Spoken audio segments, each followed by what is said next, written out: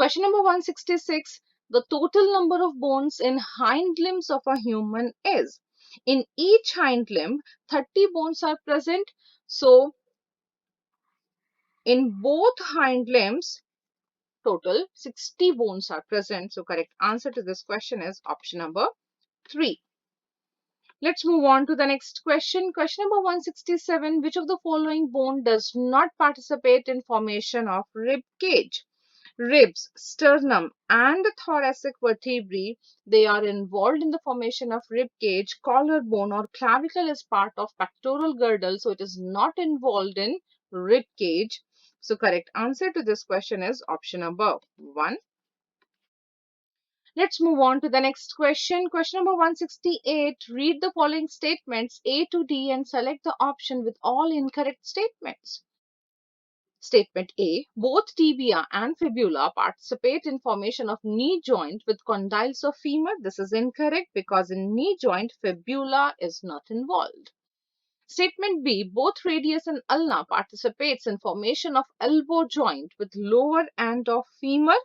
This is incorrect because in elbow joint, radius, ulna, and humerus is involved, not femur. Statement C. Floating ribs are not connected dorsally with vertebral column, hence are called floating ribs. This is incorrect because floating ribs are connected dorsally with vertebral column, but they are not connected ventrally to sternum, hence are called floating ribs. 11th and 12th pairs of ribs are floating ribs. Statement D. Pectoral girdle consists of a clavicle and a scapula. This is incorrect because each half of the pectoral girdle consists of one clavicle and one scapula. In pectoral girdle, two clavicle and two scapula are present. So this is also an incorrect statement. And because all the four statements A, B, C, and D are incorrect, so correct answer to this question is option number 4. Let's move on to the next question. Question number 169. Which statement is not correct for muscle contraction? Option 1.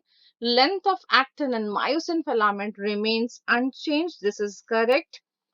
Option number 2. Length of I band decreases and A band remains unchanged. This is also correct. Option number 3. Length between two successive Z lines decreases. This is also a correct statement. Fourth statement, the length of H zone remains unchanged. This is incorrect because length of H zone decreases during muscle contraction, but overlapping zone between actin and myosin filaments increases. This part is correct.